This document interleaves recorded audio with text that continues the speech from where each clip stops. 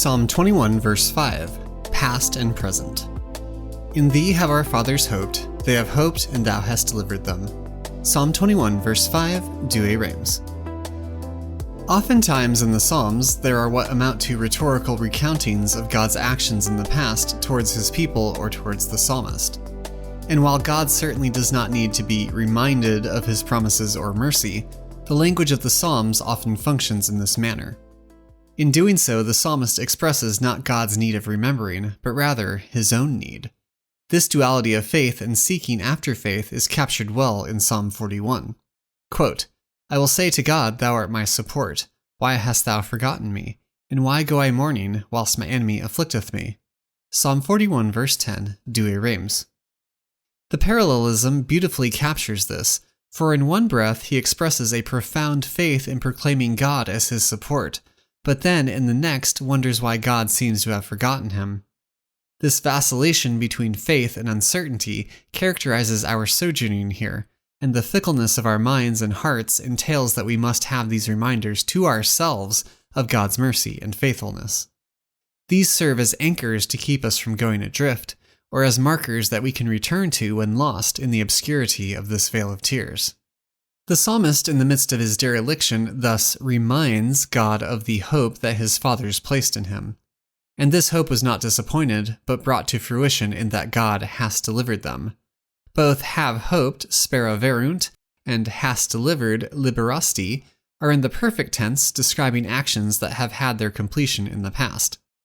The psalmist is thus recounting concrete actions of God's salvation in the past towards his people, how when they hoped in him, he delivered them. This hope thus had its correlating completion in their deliverance. The point of this recounting, of course, is rhetorical, for if God did so in the past, why not now? Quote, and see what he says, our fathers hoped in thee, they hoped, and thou didst deliver them. We know and read how many of our fathers God hath delivered who hoped in him. He delivered the whole people of Israel out of the land of Egypt. He delivered the 3 children out of the fiery furnace. He delivered Daniel out of the den of lions. He delivered Susanna from a false accusation. They all called upon him and were delivered. What? Was he wanting to his own son that he should not hear him when hanging on the cross? But why is he not delivered forthwith, who said, our fathers hoped in thee, and thou didst deliver them? St. Augustine, Expositions on the Psalms, 21, Exposition 2, 6. The story of Susanna is a fascinating one. She was a beautiful woman living in the midst of exile, and 2 of the elders who were appointed judges became inflamed with lust for her, and eventually conspired to have their way with her. They hid in an orchard while she was bathing, and then sprung upon her, declaring their love, and threatening that if she didn't fornicate with them, they would accuse her of adultery and have her stoned to death. She, being righteous and unwilling to sin even in the face of certain death, refuses, reckoning it better to fall into their hands than to offend God. They accuse her, and she is brought to judgment, whereat she cries to the Lord. Quote, O eternal God, who knowest hidden things, who knowest all things before they come to pass, thou knowest that they have borne false witness against me, and behold, I must die, whereas I have done none of these things which these men have maliciously forged against me. And the Lord heard her voice. Daniel chapter 13, verses 42 through 43, Douay Rheims. The end of the story is that the young Daniel is inspired by the Lord to speak on her behalf, and after questioning the 2 men separately, is able to prove their stories false, at which they receive the recompense for their evil. And since the psalmist's voice is that of Christ from the cross, if God was so solicitous for his people in their distress in the past, why would he not be solicitous for his own son, as St. Augustine asks? If in the lower case God's mercy is poured forth and his deliverance manifested, why not in the higher case of the incarnate Son of God? Quote, in thee have our fathers hoped, they have hoped and thou hast delivered them, so that none would ascribe the claims of the Son not to have been heard to the Father's hardness.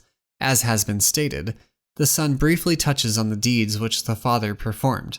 He delivered the people of Israel from the land of Egypt. He rescued the 3 boys from the furnace. He freed Daniel from the lion's den, and there are countless other incidents which occurred or are recorded. But though he granted or grants these great concessions in answer to men's prayers, He did not spare his own son, but delivered him up for us all, clearly so that the scriptures might be fulfilled, and that through his passion the salvation of the world might emerge. Cassiodorus' Explanation of the Psalms 21:5. The plan of salvation thus required that the Son would not be heard by the Father in the same manner as the fathers of old who were heard and delivered. But since this is the will of both the Father and the Son, it is evident that this seeming lack of deliverance is not a rejection of the Son, not the Father turning a deaf ear to him or turning his face from him. The Son, after all, has far more claim, if such an expression can be used, to be heard by the Father than any of the fathers he references, but unlike them, his cry will not be heard in the same manner as theirs. To human eyes, he will seem to be rejected and despised and not heard by the Father, and this passage would seem to lend support to that. For if God in the past heard the cry of the righteous and delivered them, would the psalmist's words not then prove that the Son was not righteous, if righteousness leads to God hearing and delivering? Susanna's prayer perhaps provides the interpretive key, for even though she knew it meant death, she was willing to suffer that death so as to maintain her innocence. And the prayer of the 3 men in the furnace is equally instructive, for prior to being thrown in, they tell the king that God can deliver them, and even if he doesn't, they will not worship other gods. Even Daniel himself was willing to suffer death rather than neglect his prayers to God.